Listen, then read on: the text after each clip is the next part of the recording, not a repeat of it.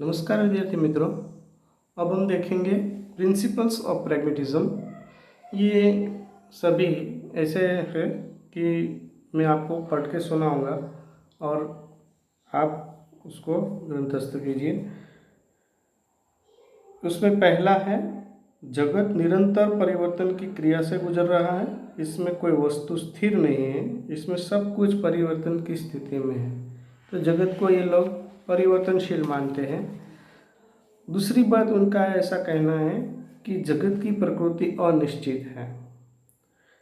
तीसरी बात ये बताते हैं कि जगत अपूर्ण है, वह अभी भी निर्माणावस्था में होकर गुजर रहा है। उसकी जो निर्माण की प्रक्रिया है वो कंटिन्यूअस है। चौथी बात ये लोग ये बताते हैं कि जगत अनेक तत्वों से बना है, कोई एक तत्व से नहीं बना है। फिर पांचवी बात में ऐसा बोलते हैं, आदर्श और मूल्य शाश्वत तो है नहीं, मूल्य प्रक्रिया में निहित है, वे अनेक है, साथ ही वे सापेक्ष तथा परिवर्तनशील है। तो ये आदर्श और मूल्यों को भी सापेक्ष और परिवर्तनशील मानते हैं, जगत को भी अब परिवर्तनशील मानते हैं। जगत के पीछे कोई अनुभवातीत सत्ता नहीं है, ऐसा बोलते हैं। सातवीं बात ऐसी बताते हैं कि मानव भी परिवर्तनशील है, जगत के साथ उसका भी विकास होता चला रहा है। जैसे जैसे जगत विकसित होता है वैसे मानव विकसित होता है। तो ये बात उन्होंने बताई है। आठवीं बात ये बताते हैं कि प्रगति स्वयं नहीं होती, वरन उसके लिए प्रयास करना पड़ता है। नौवीं बात, ज्ञान क्रिया का प्रतिफल है।